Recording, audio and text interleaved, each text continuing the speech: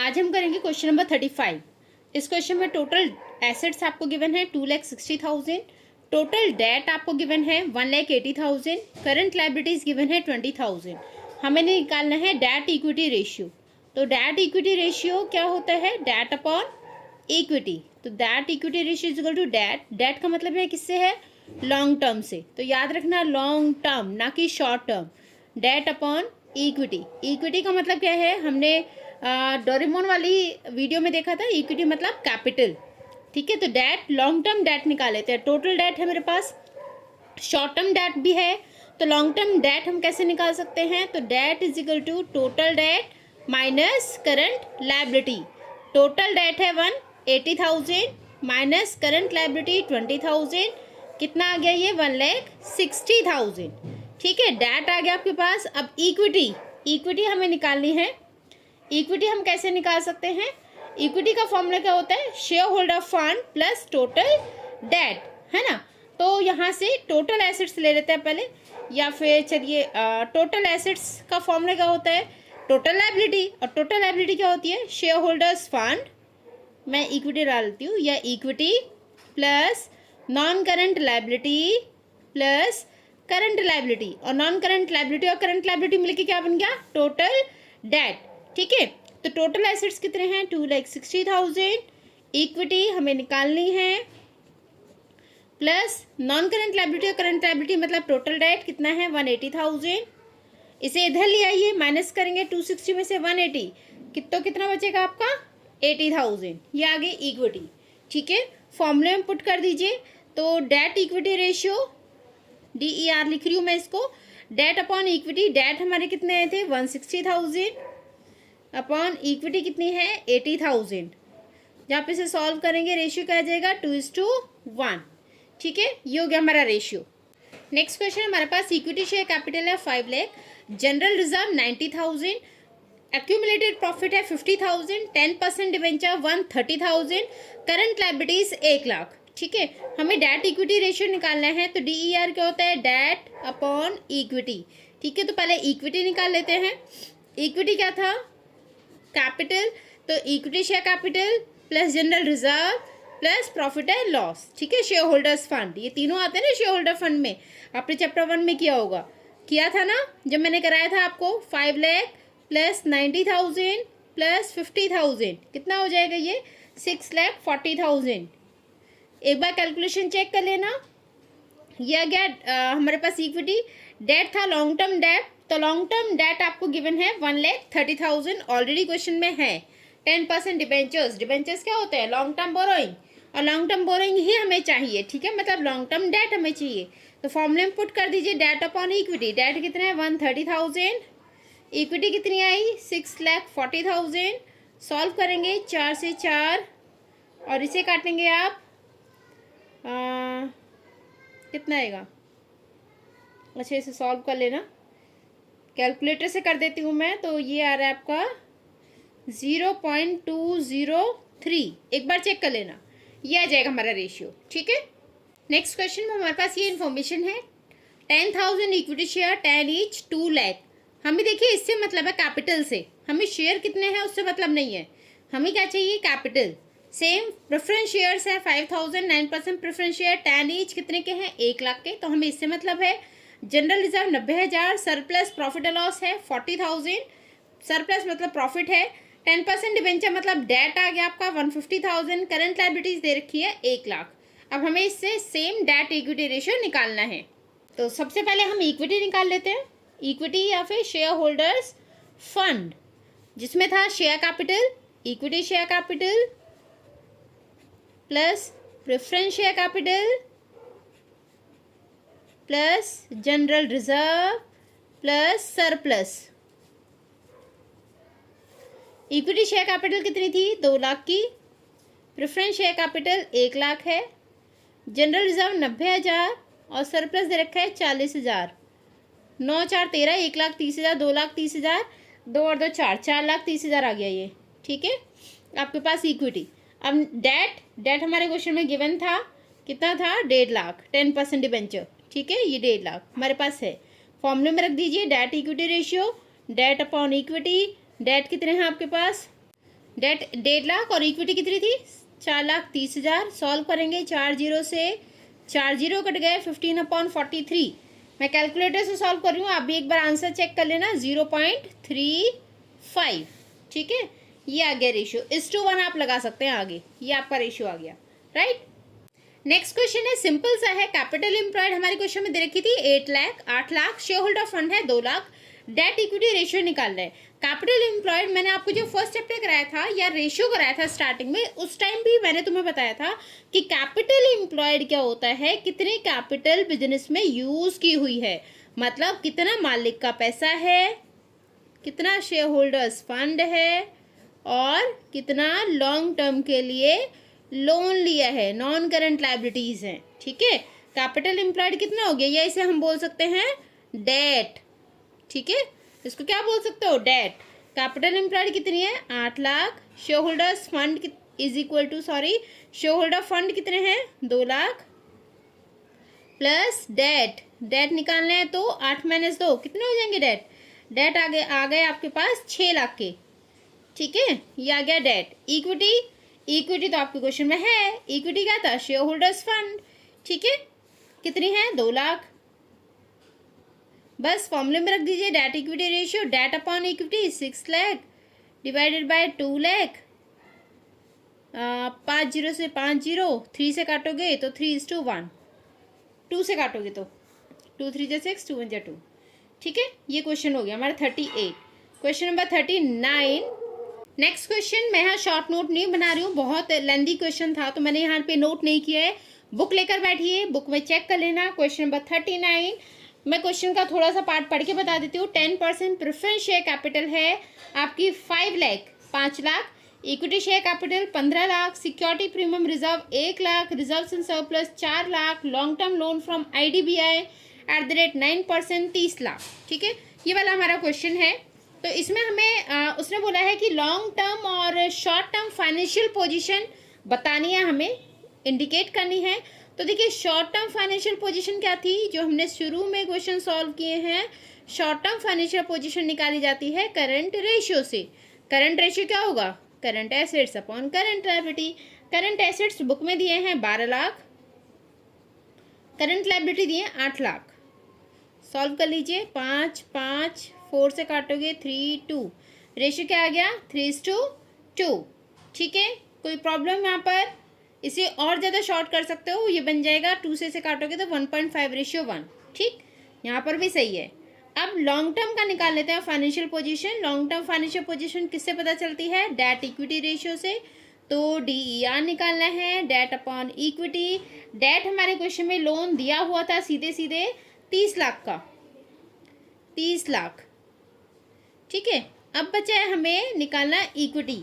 Equity के लिए इसने preference share capital, equity share capital, security premium reserve और रिजर्व्स एंड सरप्लस, ये चीज़ें दी हुई हैं, तो उन्हीं चीज़ों को हम लिख लेंगे। ठीक है, इक्विटी शेयर कैपिटल है 15 लाख, प्रेफरेंस शेयर कैपिटल है 5 लाख, रिजर्व्स एंड सरप्लस है 4 लाख।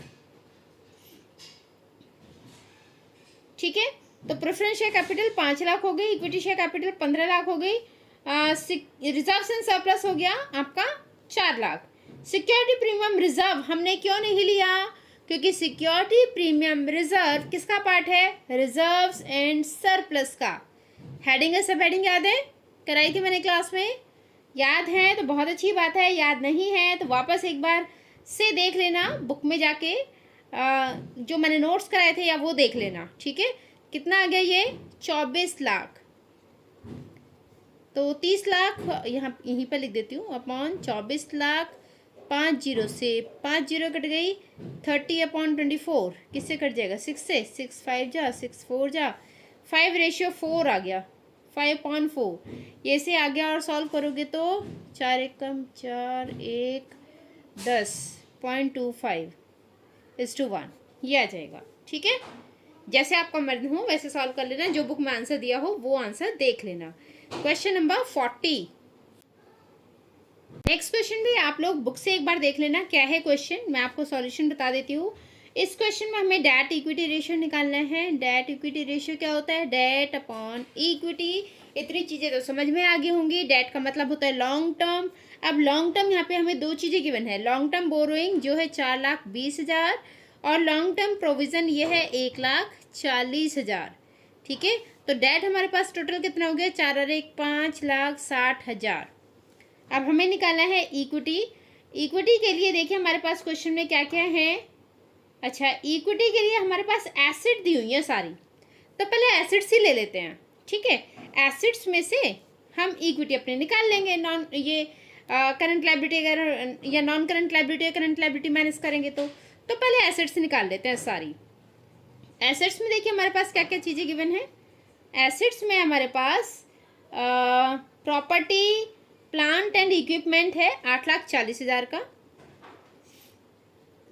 इसमें डेप्रिसिएशन था तो डेप्रिसिएशन हटा दो 1,40,000 क्योंकि एसेट्स की वैल्यू कम हो गई।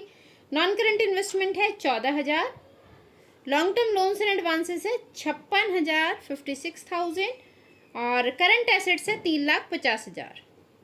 सबको एक बार ऐड कर लीजिए, ये आ गया आपका 11,20,000। ठीक है, जब सारा सॉल्व करेंगे तो ये हमारे पास आ गए टोटल एसेट्स। अब हमें क्या चाहिए, केवल इक्विटी। तो टोटल एसेट्स क्या होता है, हमने पहले क्वेश्चन में पढ़ा था ना, equity plus non CL plus CL, ये होता है टोटल एसेट्स या टोटल लायबिलिटीज।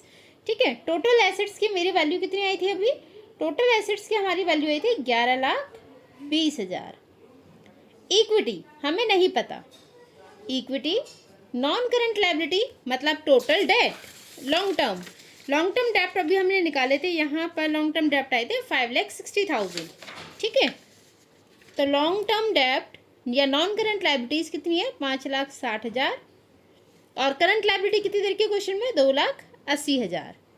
ठीक है, इक्विटी निकाल लीजिए। इक्विटी निकालेंगे तो 11,20,000 में से ये दोनों माइनस हो गए, उधर जाके माइनस होंगे तो 5 और 2 7 7 8,40,000 यहाँ से माइनस कर दो तो 20,80,000 यहाँ से बचा और 10 माइनस 2,80,000 ये आ गई इक्विटी। बस अब रेशियो पुट कर दो तो debt equity ratio debt upon equity. Debt हमारे पास आए थे 5,60,000 अपॉन इक्विटी कितनी आई है 2,80,000। 4 जीरो से 4 जीरो और यहाँ से 28 2 जा तो 2/1 या 2:1 ये आ गया हमारा।